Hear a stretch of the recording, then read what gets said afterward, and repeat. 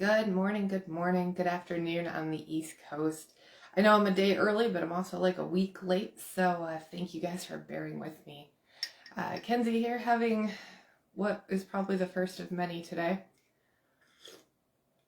And I was sick last week. You guys know that I tried. I really did. I swear I tried to get up, but whatever this cold, flu, sinus thing is that's been going on, I am actually still recovering, but I have a voice today. I had no voice. I could not get out of bed. I was done. I spent almost the entire day just trying to sleep last week. So thank you again for bearing with me. Thank you so much to everybody that reached out to ask how I was doing and if I was feeling better. I'm getting there. But you can still hear a little scratch in my throat. It's not sore, just whatever this is. I'm still a little sniffly, so just kind of bear with me. Don't worry, not contagious through the computer screen. But as I was laying there last week, as I've been kind of recovering slowly this week, I had a lot of time to think. I know, terrifying, right? Me sitting around thinking, writer brain, crazy. But as I have been thinking about it, it kind of got me realizing a few things. And I promise I have a point to this. I know I get off on tangents and I kind of wander into my own little thought processes here, but this one I actually swear it has a destination. One of the things that I was thinking about a lot is that I actually need like a personal babysitter. Like, not just, I joke around all the time about, I need a PA for when I go to signing, somebody that can help me with my like packing swag bags and putting pre-orders together and keeping me on track, especially like my mom did on the cruise. God bless her for how much work she did. I had so many events between our excursions and getting into port and going to do the different things.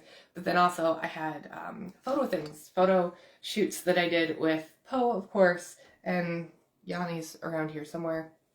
Thought I had him right away, or available, but he's wandered off somewhere.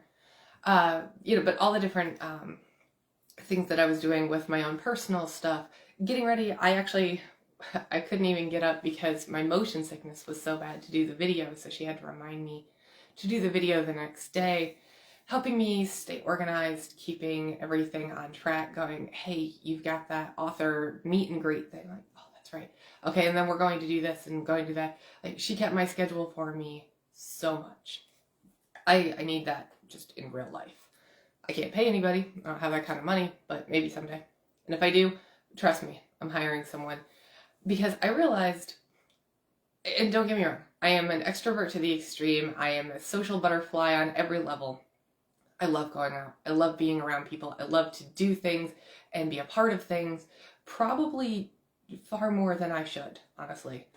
There's not a lot of what people consider me time, downtime, but to me, all of that is me time. I love to be a part of things. I love to be out and about and recharge by being in a group. The social thing is my recharging. I don't recharge my social battery by going home and hiding away. I'm the opposite. So again, voice. We'll see how well that keeps working, but recharged. So I was thinking about that, and I know myself. I'm self-aware enough to know that I will agree to things that will overschedule, over-obligate, over-commit me to the point that I am literally on like a very planned, timed itinerary. Because I enjoy being a part of things. I love to be out and about, but also because I never want to let somebody down. If I can say yes to something, I will. Can you pick that up? Absolutely. Can you get me from the airport? Of course. Can you take this over here and take that over there and help organize this and step in here? Every single time, if I have the ability, I will say yes. And a lot of that does come from my background of never wanting to disappoint someone else, never wanting to feel like a burden or an obligation, but also never wanting somebody else to feel that way. So I will agree to things. Again, I agree to things because I want to be a part of them. This weekend is a prime obligation. Obligation, wow. I mean, they are obligations, but there is a prime example of the things that I will agree to do because of that. I am leaving today. I go to work my normal day job schedule when they need me is from Sunday through Thursday, noon to 8. And it's a great schedule. I get the weekends off for the most part. I get out early enough to still go do stuff, but I don't go in until late enough that if I need to sleep in, I can. It is, to me, the ideal schedule. However, when I get out of work today, whatever time that may be, whether they keep me all day or they send me home early because we're slow, I'm leaving to go to California. I am going to Simi Valley to hang out with a friend who is a teacher there. And it's, to get to her place is like a 4.5, 5 hour drive depending on traffic. And again, I'm going because I want to do this. A couple of years ago, she invited me down when I had some time off.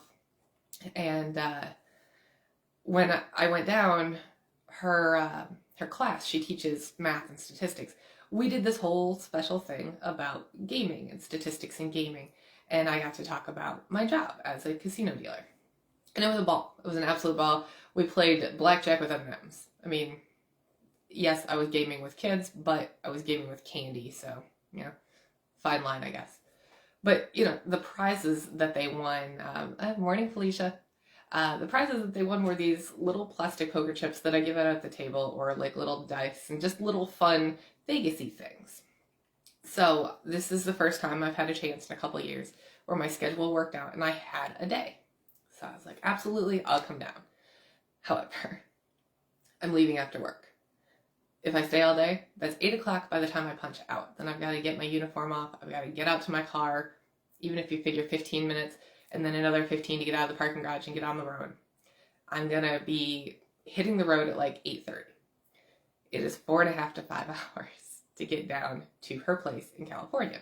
So even on the upside, we're looking at about 1 o'clock. Then I have to grab a couple hours of sleep, get up, go with her to school, get there before classes start. I'll be hanging out with her until about 2:30 in the afternoon, helping her teach a couple classes, having fun, and I'm excited to do this. I really am. But as soon as I get done, I have to get back in my car and book it back home. Why? Because on top of saying, oh yeah, I'm totally free on the 23rd, which is true, the 24th, I have to be back here. I am teaching a workshop from 10:30 to 11:30 and then signing 12:30 to 2:30 at the Author and Artist Fair at the Clark County Library. Again, something I'm very excited to do. But that is a lot of driving. It's a lot of time. It's a lot of coordination. On top of that, because of being sick, because everything's been driving me crazy, because the medication has just been insane recently, writing has been slower. It's still happening. I'm still getting words down. Lust is coming along. And I'm still determined to have it out by the 22nd of February, as I have been announcing. But it is becoming a little bit more of a challenge because I am me, and I am agreeing to 14 other things on top of trying to get done with writing. And I was talking to my author friend, SG Tosh, the one that I'm teaching the workshop with on Saturday, just yesterday, and she was saying she's getting to the same point where she's going to have to just kind of lock herself in a room, push her son and her husband for like a week and say, hey, love you both, see you soon, and just force herself to write. And I'm getting to that point too, which honestly is when I do my best writing. So for me, that's not really a detriment, but it is something that I know I do. I know that I'm self-aware enough to know I do it. I am not self-aware enough or self-controlled enough to change it. Add to that, I had this whole self-awareness epiphany, and I was having a conversation yesterday on it. And again, I swear I'm going somewhere with this. But I was talking about how when it comes, especially to like something that's important to me, if it's like a conversation or an argument or something with anybody, it could be a friend, it could be a boss, it could be a significant other. Bosses are not recommended with this method, by the way. I am very passionate. I am emotionally charged. I'm not like the over-emotional, fall apart, burst into tears, but I come in hot. I do. Whatever I feel, if it matters to me, I'm coming in hot. And that is not always the best method of communication. I am aware of that. I'm, again, not self-controlled enough in the moment always to change that. But it has come up over the years. And the upper respiratory.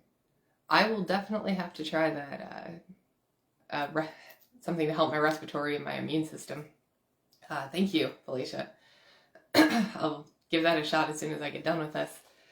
But going back to the whole self-aware thing, I know I come in hot, and I'm admittedly polyamorous. I've dated people while also being with my current significant other, and we've been together 16 years. It'll be 16 years in April this year. And when we first started dating, he's the kind of person that when he gets emotional, when he gets upset, when he gets frustrated or overwhelmed, he shuts down. And it's not that he's blocking out the world or he's being a jerk. He shuts down, he goes internal, he sorts things and figures things out, and then comes back and communicates as effectively as he can. And it's honestly, it's a great way to do things. And for those people that can do that, bravo. It is really phenomenal to be able to like stop and sort and kind of pull back and kind of remove the emotional part so that you're just being an effective and rational communicator. That's not me. I'm upset, let's solve it, let's go for it, this is what matters to me, let's do this. And again, that comes across as aggressive and in your face and very attacking in some instances. And then I dated a guy who actually had the same style as me. We would both get overwhelmed, we'd get very emotional, we'd get very intense, we'd come at it, we'd yell, we'd scream, we'd just lose it for like 10 minutes. But then we'd bring the boil back down to a simmer, and then we could actually talk. Again, not always the best way to go. But it worked for us for a while, and then even though we broke up, that actually isn't why, but we broke up, and we actually talked about that because we're friends now. And we were able to sit there and go, yeah, it's crazy how like intense and nuts our fights were. And we didn't fight that often, but when we did, it was World War III starting. And then another person that I had been involved with is a little bit closer to my husband. He's much more quiet. He's much more just calmly discuss things. He's not super emotional, like, at all. And I'm not saying this because he's my ex. He honestly is sort of an emotional robot. But that's how he handles things. That's his function. It's the way that he does things, to be able to just sort of compartmentalize and separate and just come at things from a purely logical point of view, which honestly, for people like me, is insane. It drives us nuts, and it makes us more crazy. But again, it was never really established that was his communication style or my communication style. Instead, for the time we were together, it was literally just he would shut down and just kind of go off in his own little world, and I would freak out. And then eventually we would just sort of move on because we weren't resolving things because we weren't communicating very well. And it wasn't until like right at the very end of our relationship that we actually had a full conversation on communicating. So not that we're ever getting back together, we're not, but if we did, or if I ever meet anybody else like him, I'd like to think that I'm now self-aware enough to have that conversation and say, hey, I know I have the ability and the tendency to do this. What is the best way to talk to you in that type of situation? Again, this all comes back to self-awareness. And the reason where I've been going with all of this is I was thinking about a writing thing that I did with Harlan Coben. And he talks about, the characters and how you don't want somebody to be completely perfect or completely evil. And as writers, it's our tendency. We love certain characters and we hate other characters. And we want you to feel the same way we do. So we want to take this bad guy and make them bad, awful. Absolutely no redeeming qualities, no explanation or justification, just awful. And the good guys, they're perfect, they're magic, they can't do anything wrong. That's not real life. And the whole self-awareness thing got me thinking about that. The characters are not perfect. They're not. None of them are. And that's what makes them relatable. That's why we read them, especially in romance. You want a hero that you can fall for, but you also want a hero that might need to fix themselves a little bit, might need to like have that girl or that guy or whoever is coming in that's going to compliment them and might make them face some hard truths. You want that thing that they have to overcome, and a lot of times what they have to overcome is internal. It's in their heart. in their brain if you're like me. But in everything, in thrillers, we've got killers. Sometimes the killers, they're bad. They're just bad. But that's the whole point. But even the hero that's hunting down that killer is flawed. And here's what I was thinking about. The characters aren't perfect, and we know that. We as writers know that. We as readers know that. Do the characters know that? Are they, when we write them, are they self-aware? Do they know about their imperfections? Do they know about their weaknesses? And in some cases, I think the answer is yes. In other cases, I think the whole point is that they're not aware of it. My Sin series is a prime example. As the girls are battling the Sintel sisters, and they're battling with the men who are working to destroy them, the men are a lot of times, not always, but a lot of times they are the embodiment of the 7 deadly sins. That's the whole point of the series. And the girls, as they're fighting back, trying to avenge and make the world a better place and do everything that they're trying to do, the girls know they're not perfect. They're not as aware as they should be, but they know they're not perfect. But their focus, and again, single-handedly focused, are they aware enough to know that their own weaknesses can be causing and leading to some of the issues that they're having? Yeah, Felicia, I'm clumsy too, trust me, I've got the bruises to prove it. But with the characters, the men don't see their imperfections as imperfections. They see them as strengths. Pride is a prime example. He's so proud of himself. He's so proud of everything he does. He cannot see any flaws in himself, and that is actually ultimately one of the reasons that he struggles, is because he's so focused on how perfect he thinks he is, he doesn't see the weaknesses and the vulnerability he has. But it's gotten me, because I've been doing the whole beat sheets from Save the Cat, and when you're filling out, I don't do full outlines, but every now and then I'll be like, at the halfway point I want to be somewhere around here, or what is like a key thing when I take notes? It's basically when I take notes, if I have like some sort of little I don't even think how to say it, I guess like a scene epiphany would be the best way. That's what happened with Envy, is all of a sudden I just like saw this one scene, and it didn't take place till like 2/3 of the way into the book, but my brain's like, oh, I guess that's what we're working towards. So when I'm taking notes and I do the beat sheets, and every now and then I'll write down in one of the notes, this person realizes this. And it's like that self-awareness, that moment of realization. And it kind of got me thinking about, at what point in books do characters, assuming they do, become more self-aware? And is that moment one of the things that we as readers or as writers are waiting for and are looking for? Are we trying to get to that moment of realization because that's the moment they either start to fix themselves, or in the case of thrillers, that's when you throw a giant plot twist in? Somebody told me once that the best way to make something tragic is to give a character a goal and kill them right before they achieve it. Vicious. Absolutely vicious. And 100% true. And I've noticed it again and again and again in books that I read. And I may be responsible for a few characters not achieving their goals in the same way.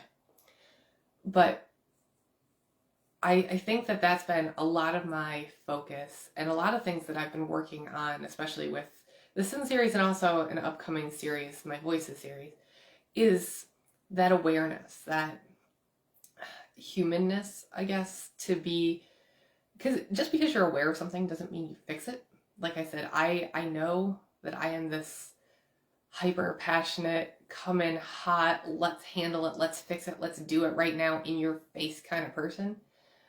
And I'm well aware that that is not always the best way to handle things. I am not fully in control all the time of stopping myself from still being that person. There have been many times where I've been at that point, I'm just, oh, so frustrated. And the person that I'm arguing with or I'm about to argue with sees it coming and they're like, nope, no.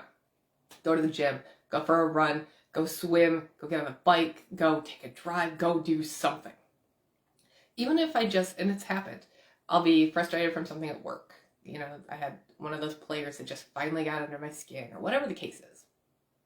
And before I even drive home, because I'm just there and the next thing that happens is going to set me off, I'll sit in my car and I'll scream for like a minute until my throat is raw and I look crazy. I'm well aware of that. I look insane. But you know what? It brings it back down to a simmer. I might cry. I might be that frustrated, that overwhelmed. And I'm not ashamed of that. I know that that's what I need to do. I need to release some of that pressure.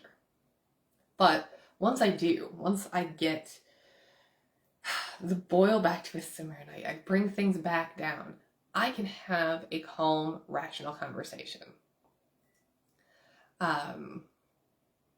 So I know that I have that within me to do that, but I also know that I need those things, and sometimes I need that time. Some people need to step back. They need to hang out and just go, you know what? I'm not really like thinking clearly right now. I need to like refocus. And I think that all of that needs to be able to be worked into characters to make them real, to make them whole, to make them that kind of fleshed out, relatable person for us to really either cheer for or root against if they're the bad guy. Or sometimes, you know, we do root for the anti-hero and we do like the bad guy. So I'm curious. What is it you think? All right, do you notice that with characters? Do you notice that when you're reading? Are you the type that looks for the flaws and to see how long it takes them to realize they have it? Or if it affects the story in some way? Sometimes those flaws, this lack of awareness moments are really what drive the story forward. And so for me, I think that's the biggest thing that I have a good day, Felicia. I hope you have a great one and pet your little adorable pets for me. You know, if that's something that you look forward to, like what is your favorite moment? What is like the book you noticed that you just went, wow, it took them long enough to figure that out? Or, you know, the character that you just either you hated or you loved, and then all of a sudden once they came to the realization and you did too, and you went, good Lord, you know, wow, okay, maybe this guy isn't so bad, or what was I thinking? What is yours? What is your moment? And I'm gonna think about this because I haven't actually stopped. It's just popped into my own head, but I haven't actually stopped to think about my favorite character that's done this. Although I think I am working more now to put more effort into my own characters developing that awareness. But it's just been running through my head for the past week and a half or so now, since I had planned to have a similar type of talk, but I've been thinking about it even more, being sick and just kind of laying there reading and seeing it happen again and again. So, you know, let me know. Send me your thoughts. For those of you that are subscribers to the newsletter, you did see that the official release of Lust came out. And for everybody else, Mackenzie's Raven Readers, it'll be coming out today. Everybody else, I'll be sharing it everywhere tomorrow. I'm very excited. I'm still determined to get this out for you guys next month. So just bear with me on the cold and the fact that I apparently can't say no to anything, but I will still get it out if the only thing I end up saying no to is sleep, to make sure that I live up to that agreement as well. Until next week, I'm going to go refill because my lovely little purple mug here is still pretty full, but I have a bunch to do before I even head to work, and I already told you it's going to be a long weekend. But Poe and I, my lovely, lovely Poe, and I will be checking in from the road, from hanging out in California, and of course from the author and artist fair. So if you are in Vegas, come check us out, Clark County Library on Saturday. And until next week, make sure, like I will be, you stay caffeinated. See you later, guys.